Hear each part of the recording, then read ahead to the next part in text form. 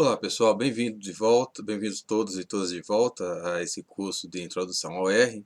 Na aula de hoje nós vamos dar continuidade a essa parte de conceitos básicos do R, tá certo? Nós falamos nas últimas aulas a respeito de vetores, tá? E hoje nós vamos falar especificamente sobre matrizes, tá? Então vocês devem lembrar então que vetores têm duas características importantes, eles são unidimensionais e são homogêneos, tá?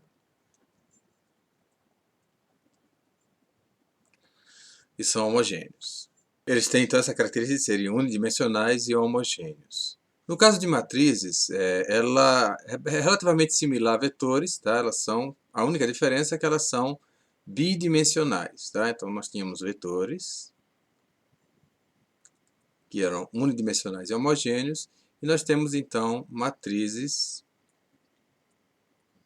que são bidimensionais e homogêneos. Então, o que nós queremos dizer que é bidimensional? Seus elementos, ao contrário de vetores, em que os elementos estavam dispostos apenas ao longo de uma dimensão,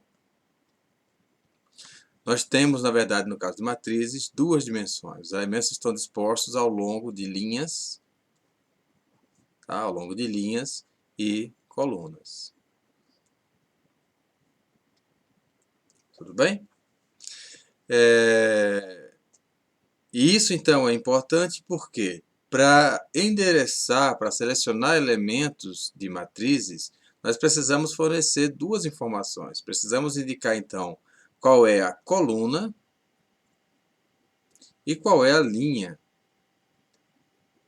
desse elemento, tá certo? Então, cada elemento aqui em uma matriz, ele é identificado por duas informações ao invés de uma só. Tá certo? Então nós vamos ver isso, vamos tratar disso especificamente quando a gente falar de indexação de matrizes. Mas praticamente todo o resto das operações que nós aprendemos com vetores funciona de maneira muito similar em relação a matrizes. Tá certo? E essa é uma característica interessante dessa linguagem de programação, é que eles não... O que você aprende nessa parte inicial, em geral, ela se aplica para outras classes, para classes diferentes, com apenas algumas poucas modificações. Então, vocês não vão precisar gravar muitos detalhes, porque a maior parte das operações elas são extensões daquilo que vocês já viram para classes mais básicas. Tá bom?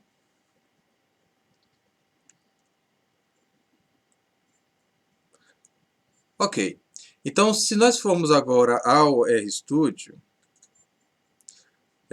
nós vamos fazer um pouquinho diferente hoje. Vocês lembram que na última aula nós estávamos trabalhando especificamente aqui no console, né? Isso aqui é onde está o R propriamente dito. Esse tipo de utilização, ela não é o que nós fazemos quando a gente analisa dados realmente. Em geral, nós não queremos escrever os nossos comandos aqui no console porque nós precisamos que esses comandos fiquem registrados para que no futuro, se nós quisermos repetir a análise, ou no caso de uma análise mais complicada, que envolve múltiplos passos, se nós quisermos continuar uma determinada análise, nós precisamos que todos os comandos que nós utilizamos fiquem registrados, tá certo? E o console não é o lugar adequado para isso. Ao invés disso, o que nós vamos fazer é utilizar essa outra área aqui em cima, tá? Que nós chamamos de script ou source, tá? Em que nós digitaremos então os nossos códigos aqui no console, tá? Desculpe, no script, e nós podemos enviar esses códigos para o console para serem executados, um a um, linha a linha, ou todos ao mesmo tempo. Nós vamos ver como fazer em ambos os casos. Então, só para exemplificar, no caso da aula passada, por exemplo, como é que nós faríamos um script para a aula passada? Nós poderíamos simplesmente digitar aquelas mesmas informações que nós havíamos digitado no console na aula passada. A propósito, aqui no RStudio nós temos à disposição aqui essa aba de histórico, em que a gente pode ver todos os comandos que nós digitamos no console. Tá? Então o que eu vou fazer é enviar para o script, tá, essas informações aqui. Então eu vou clicar, aqui foi onde eu criei o vetor alturas na aula passada, e vou clicar aqui em To Source. Tá? Vocês veem que agora esse comando aqui, que estava no histórico, agora está disponível aqui no Source. Mesma coisa eu vou fazer em relação ao vetor pesos, também vou mandar para o source, tá? Vou pegar o vetor nomes também, vou enviar para o source. Caso vocês não tenham isso disponível por alguma razão, vocês podem simplesmente digitar outra vez esses comandos aqui no source diretamente. E por fim, eu vou nomear os elementos desses vetores. Tá bom? Então tudo isso daqui nós já fizemos na aula passada. Detalhe, lembrem que quando eu digitava algum comando aqui, sei lá, olá, mundo, tá? Se eu apertar Enter, esse comando é imediatamente executado. O mesmo não ocorre aqui em relação ao script.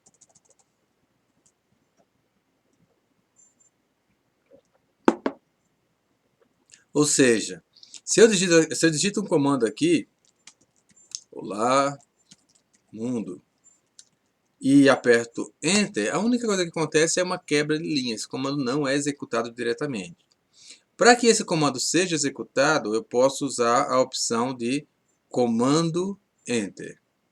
Tá certo? Ou seja, eu coloco o cursor em cima da linha em que eu quero executar, eu vou deixar o comando que eu quero executar, e em seguida comando Enter. Veja então que esse comando que estava aqui no console, que estava aqui no script, ele foi enviado para o console e executado. Então essa é uma diferença muito importante, tá, gente?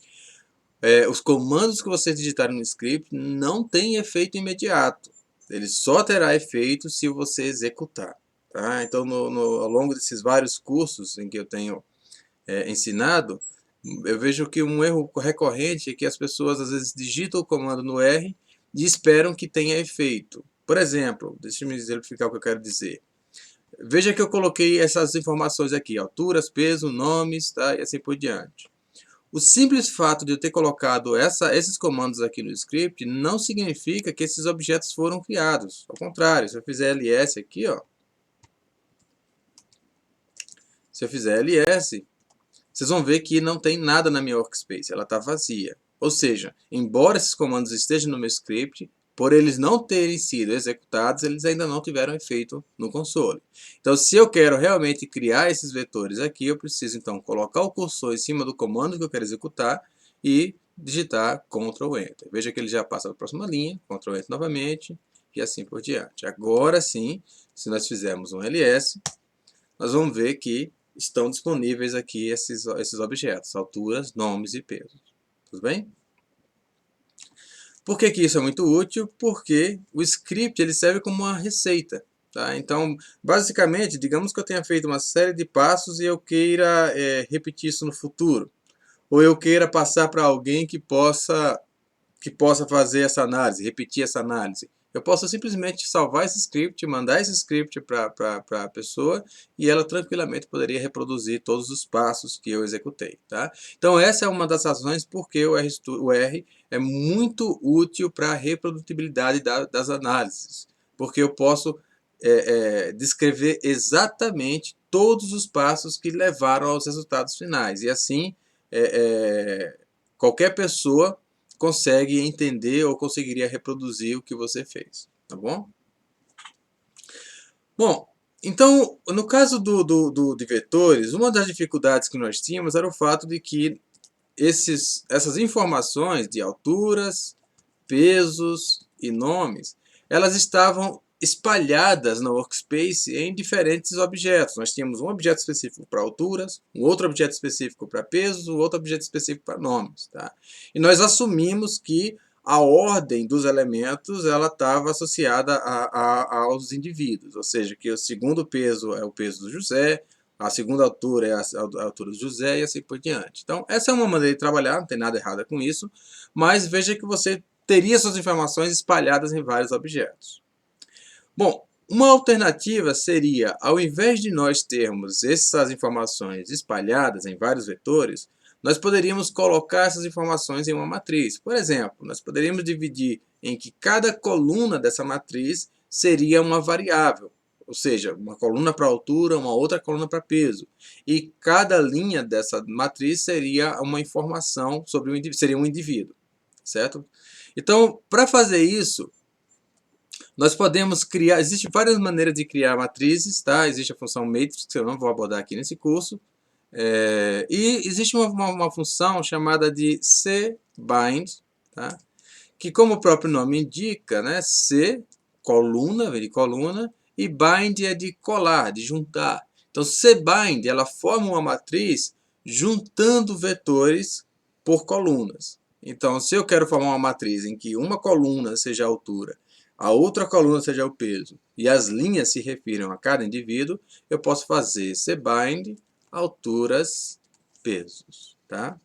Veja que o simples fato de eu ter digitado isso daqui no console, no script não terá efeito no console, a menos que eu coloque o cursor sobre essa linha e digite Ctrl Enter. Agora sim, veja o resultado aqui. Então, observem que, diferentemente de vetores, em que os elementos estavam dispostos ao longo de uma linha, de uma dimensão, nós temos aqui que nas matrizes, esses elementos estão dispostos em duas dimensões. Nós temos aqui colunas e linhas, tá? Veja que, como os elementos dos vetores que eu utilizei para criar essa matriz, eles já eram nomeados, as linhas então estão nomeadas, tá certo? Assim como as colunas, o nome das colunas aqui é referente ao nome dos vetores que nós usamos para criá-la. Uma outra maneira também, alternativa que nós poderíamos fazer para criar essa matriz, seria colocando as variáveis, tá? Altura e peso nas linhas e o nome nas colunas. Então veja que nesse caso, ao invés de estar juntando ou colando os vetores por coluna, tá? cbind, nós estaríamos juntando os vetores por linha, rbind. Então nós poderíamos fazer rbind, alturas, pesos, e veja que a conformação dessa matriz agora é diferente, está vendo? Está aqui os dois vetores nas linhas e as observações, tá, nas colunas. Tá? Ambos podem ser úteis. Ok. Bom, então vamos manter a primeira versão. Utilizar essa matriz aqui, em que as variáveis estão nas colunas. Tá? Alturas, peso nas colunas e os indivíduos ou observações estão nas linhas. Bom, e se eu quisesse trabalhar com essa matriz, o que é que eu teria que fazer? Lembrem que nós já falamos em aulas anteriores que objetos só são criados ou alterados no R quando há a operação de atribuição. Com algumas exceções que não vêm ao caso aqui nesse curso, mas de modo geral, para que haja a criação ou alteração de objetos no R, nós precisamos usar uma atribuição, tá certo? Então, nesse caso aqui, nós vamos criar uma matriz. Eu posso dar o nome que eu quiser. Vou chamar de minha matriz recebe cbind alturas, pesos. Lembrando, então, que esse operador aqui é o operador da atribuição. Tá certo? Então, nesse caso aqui, uma vez que eu tenha feito minha matriz recebe, eu estou criando essa variável que está associada a esse objeto aqui, que é uma matriz. Tá certo? O resultado dessa operação será uma matriz. Então, Ctrl Enter. Também outro ponto que eu quero chamar a atenção, vocês vão ver que eu vou estar geralmente trabalhando tanto no console quanto no script. O que eu vou manter no script é aquilo que eu tenho interesse em registrar, em deixar para o futuro, ou seja, aquilo que é permanente. Coisas que são mais experimentais, eu posso até escrever no script e apagar, ou eu posso escrever no console, por exemplo. Então, digamos que eu queira ver o resultado dessa matriz, tá? Então eu poderia vir aqui ao console e digitar minha matriz, Enter. Tá? Por que eu não fiz isso aqui no script? Porque eu não tenho interesse que esse comando fique registrado. Tá certo? Então eu estou apenas experimentando com o resultado dessa operação anterior. Então veja então que minha matriz agora contém essa matriz em que eu tenho as alturas e os pesos nas colunas. Como será que eu, usando agora o paralelo em relação a vetores, como será que eu faria para selecionar esse elemento aqui, ó, essa célula aqui, a altura do TEL? Tá? Como é que eu faria para selecionar isso daqui? Bom, vocês devem lembrar então que o operador de indexação, nós vimos isso de aula anterior, para fazer indexação, selecionar elementos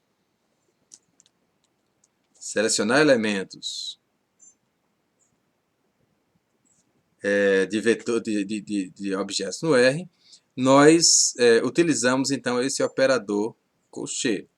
Tá? Então sempre nós vamos colocar o nome do objeto do qual a gente quer selecionar, nesse caso aqui é minha matriz, tá? Minha matriz, o nome do objeto, seguido desse operador de colchetes. Mas há um detalhe importante aqui, é que nesse caso em específico, nós temos um objeto que é bidimensional. Então, eu não consigo endereçar, em tese eu até posso, mas eu preciso, na verdade, de duas informações para indicar qual elemento que eu estou interessado. Então, esse elemento aqui, especificamente, ele está localizado na primeira linha e na primeira coluna. Então, esses dois índices aqui precisam ser fornecidos para conseguir selecionar esse elemento. Então, ao contrário de vetores, em que bastava colocar, por exemplo, uma única informação, tá? minha matriz 1, se fosse um vetor, no caso de matriz eu preciso colocar duas informações, onde é que está a linha e onde é que está a coluna. Tá? Então isso daqui é uma convenção no R, sempre a primeira informação, o primeiro índice se refere à linha. Tá? E o segundo índice sempre se refere à coluna. Nós falamos em termos de dimensões também. Então, por padrão, no R, a primeira linha sempre se refere a primeira dimensão, desculpe, ela sempre se refere a linhas e a segunda dimensão sempre se refere a colunas. Então, se eu quero indexar alguma linha, eu devo utilizar essa posição aqui. Se eu quero selecionar alguma coluna, eu devo utilizar essa posição aqui. E vejam que essas informações, esses dois índices, são separados por vírgula dentro dos colchetes, tá certo? Então, voltando ao RStudio, se eu quero selecionar esse elemento que está na linha 1 e na coluna 1, eu preciso começar com o nome do objeto, que é a minha matriz. Em seguida, o operador de colchetes, o operador de indexação, colchetes. Vou entrar então com, primeira posição é referente às linhas, tá? Então, vou entrar com o número da linha e, em seguida, o número da coluna. Então, veja que não muda muita coisa em relação ao que nós já sabíamos para vetores. O simples fato de ser bidimensional é que eu vou entrar, então, com essa vírgula aqui e tenho duas posições referentes às duas dimensões da matriz. Ctrl Enter e veja que eu selecionei exatamente esse elemento aqui. Traçando um paralelo aí em relação ao anterior, digamos que eu queira alterar esse elemento. Eu quero mudar para 1,75, por exemplo. O que é que eu preciso fazer? Exatamente. Então, o que eu preciso fazer, uma vez que eu tenha conseguido fazer essa indexação, eu posso tranquilamente fazer uma atribuição aqui. Então, minha matriz recebe 1,75. Minha matriz 1,1.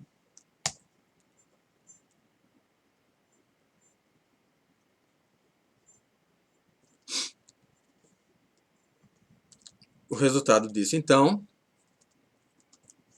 veja então que agora apenas esse elemento aqui foi alterado, tá certo? Então é importante saber fazer indexação, seleção de elementos, para que você consiga então alterar especificamente o elemento de interesse. Tudo bem? 1,75.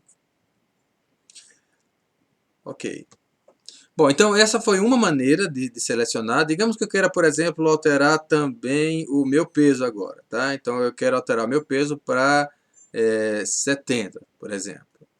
Bom, então o que eu precisaria fazer é selecionar o meu peso. Eu vou dar 5 segundinhos para vocês selecionarem, digitarem o comando necessário para selecionar esse elemento aqui, o peso do TEL em minha matriz. Tudo bem? Deem uma pausa no vídeo e aí vocês voltam com o resultado. Bom, eu espero que vocês tenham tentado, tá? Provavelmente vocês devem lembrar que o primeiro passo é colocar o nome do objeto do qual nós queremos selecionar elementos, tá? O nome da variável da qual nós queremos selecionar os elementos. Então essa variável aqui é minha matriz. Em seguida agora o colchete, nosso operador de indexação, e agora nós vamos entrar com, em primeiro lugar, vem a informação de linhas, né? Então a linha aqui ainda é a primeira linha, que é a linha referente ao TEL. 1, vírgula, vou agora para a segunda dimensão, e o peso, a informação de peso, ela está localizada na segunda coluna. Então eu vou colocar aqui número 2 em minha matriz dentro do indexador. Veja então que eu consegui selecionar exatamente o 80, tá? E agora, o que vocês fariam para alterar isso daqui para 70, vamos colocar 73, tá? O que vocês fariam para alterar esse elemento, tá, para 73? Você já tem meio caminho andado aqui com o que a gente já viu. 5 segundinhos? Ok, eu espero que vocês tenham visto que basta apenas colocar 73 aqui. Tá certo? Então veja que agora, com esse comando, eu consegui alterar exatamente o elemento de interesse, tá certo? Preservando os demais.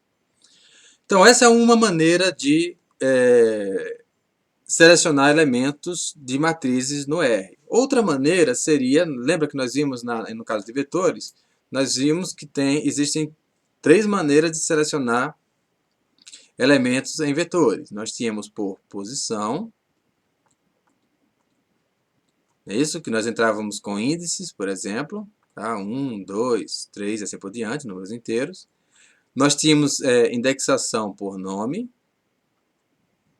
e nós tínhamos indexação por lógico.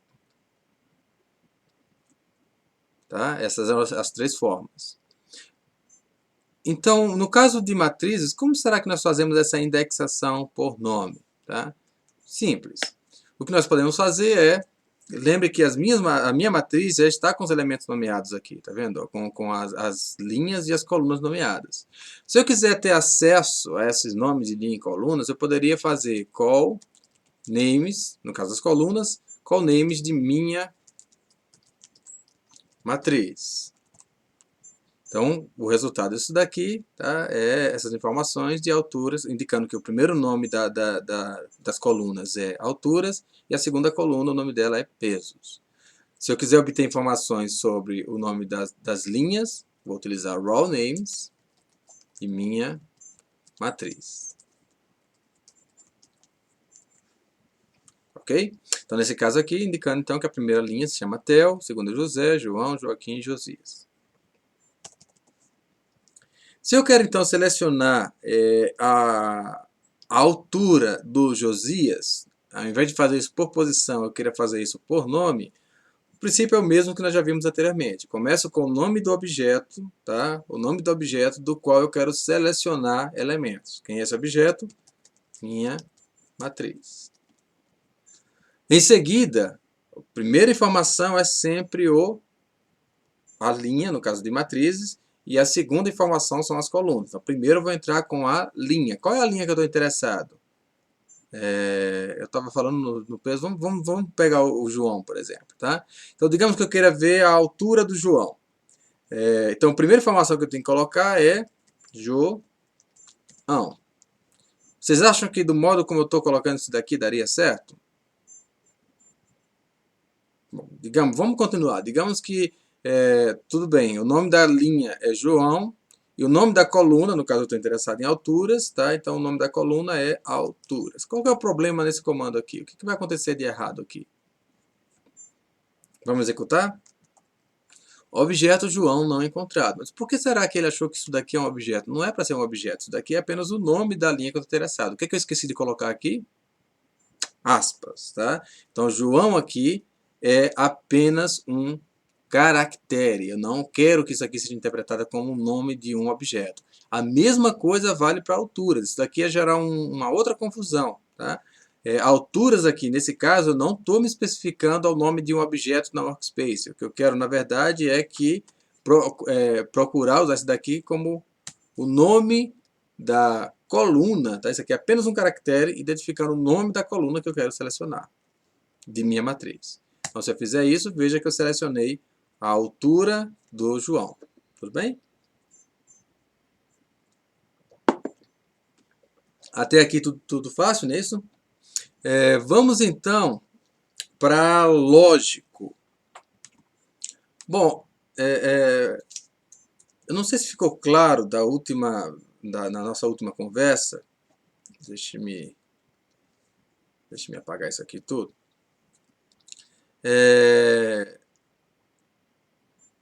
Vamos pegar essas informações aqui, recuperar essas informações aqui de pesos e alturas. Aqui. Então, nós temos 1,75, 1,82, 1,65, 1,76 e 1,90.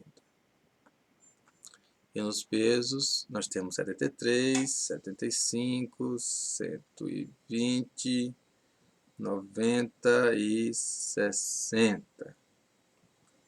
Ok? Então aqui nós temos alturas e aqui nós temos pesos.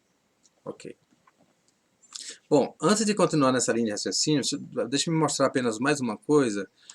Como é que eu faço para selecionar uma linha inteira de uma matriz? Tá? Ou eu quero selecionar múltiplos elementos, voltando ainda para a indexação por posição. Tá? Eu poderia fazer, digamos que eu quero selecionar as 3 primeiras linhas dessa minha matriz. Então nós já vimos como fazer algo similar em vetores. Para isso nós utilizaríamos, ao invés de um único número no índice, nós poderíamos colocar uma sequência. Então 1 a 3, ou seja, as 3 primeiras linhas. E se eu quero pegar todas as colunas, eu posso fazer 1, 2 pontos, 2. Tá? Veja então que nesse caso o resultado dessa operação são essas 3 primeiras linhas e as 2 colunas.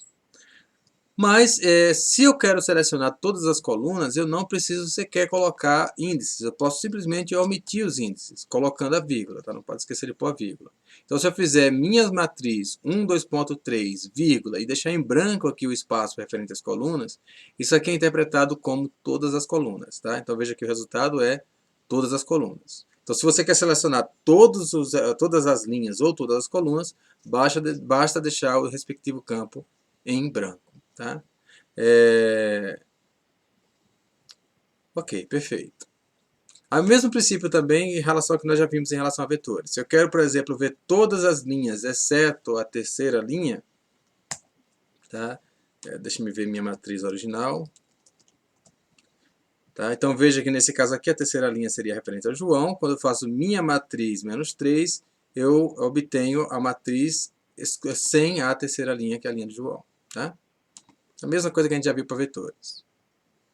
Então, o que há de diferente aqui em relação ao que nós fizemos anteriormente? Que eu posso não apenas colocar um único número em cada posição aqui, como eu posso colocar também uma sequência de números, ou seja, um vetor. Eu poderia colocar, por exemplo, se eu quero selecionar a linha 1, a linha 3 e a linha 5 de minha matriz. Eu posso fazer isso. Veja que quando eu faço C 1, 3, 5, o resultado disso daqui é um vetor que está sendo colocado na posição das linhas, enquanto que a posição das colunas está sendo deixada em branco. Então, todas as colunas, linhas 1, 3 e 5. Vamos ver o resultado? Está aqui. Tudo bem?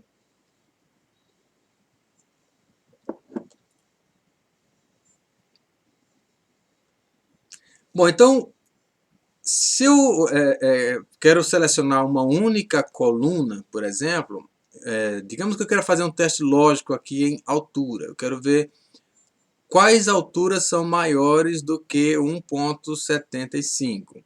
Tá? Então eu posso fazer minha matriz.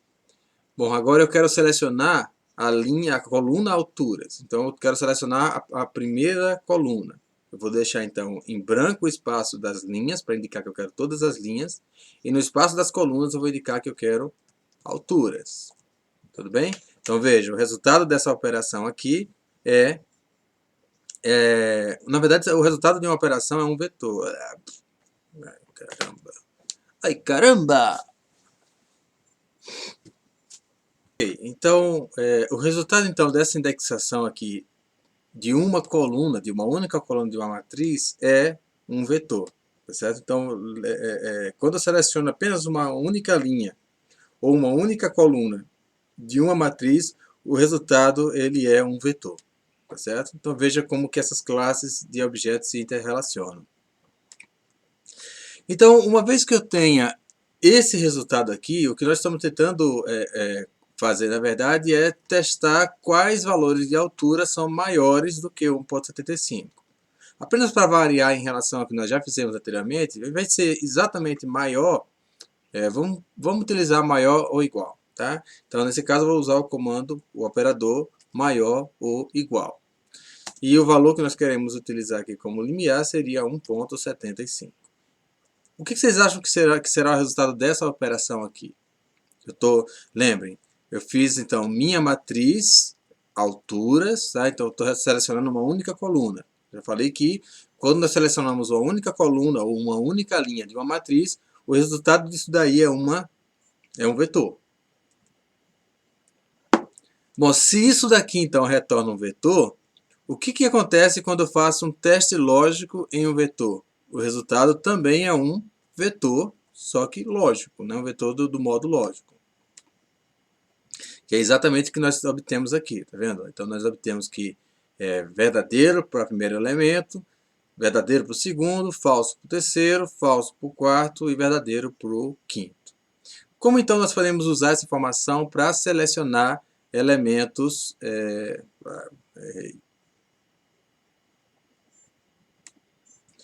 Como então nós podemos usar essa informação para selecionar elementos da minha matriz? Bom, então veja que quando eu fiz esse teste, tá, minha matriz alturas maior ou igual que 1.75, o resultado disso foi true, true, false, true e true. Bom, mas não é exatamente isso que nós queríamos fazer. Na verdade, o que eu gostaria de fazer é selecionar dessa matriz, minha matriz, apenas as linhas em que as alturas são maiores do que 1.75, maior ou igual a 1.75. Então, eu espero que nesse ponto aqui você já tenha deduzido que eu posso fazer, então, deixa eu colocar isso aqui para baixo. Eu poderia fazer, então, minha matriz, abre colchetes. Vamos lá, eu quero selecionar linhas ou eu quero selecionar colunas? Ou seja, a condição verdadeiro e falso vai omitir linhas ou colunas aqui nesse teste, tá? Nessa tarefa que a gente quer fazer. São linhas, na verdade. Eu quero omitir as linhas em que a altura seja menor do que o 1.75 e quero manter as linhas em que as alturas sejam maior do que o 1.75. Tudo bem? Então, de onde é que nós obtivemos o vetor lógico que tem essa informação de quais são verdadeiro ou falso? Nós obtemos a partir desse comando aqui, tá vendo? Então vocês estão vendo, lembra que eu falei a vocês em aulas anteriores que se um comando retorna um determinado objeto, nós podemos tratar esse comando exatamente como o objeto. Então vocês lembram que eu tenho aqui duas posições, uma posição da linha e uma posição referente a colunas. No caso de vetores, lembra que nós podíamos pegar um teste lógico e colocar dentro do indexador de vetores para selecionar elementos específicos do vetor? Eu posso fazer exatamente a mesma coisa aqui, mas o que eu vou colocar nessa posição aqui? Eu vou colocar essa expressão inteira, tá? Por quê? Essa expressão resultou nesse vetor aqui lógico. Então eu posso pegar essa expressão inteira e colocar exatamente nessa posição aqui, ó. Tá ok? Então vamos ver como ficaria?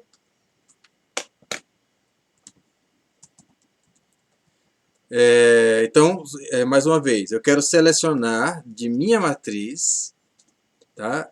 Eu vou, então, colocar alguma coisa aqui no espaço das linhas, porque eu quero selecionar linhas, filtrar as linhas, e as colunas eu vou deixar em branco. O que eu vou colocar aqui nesse espaço?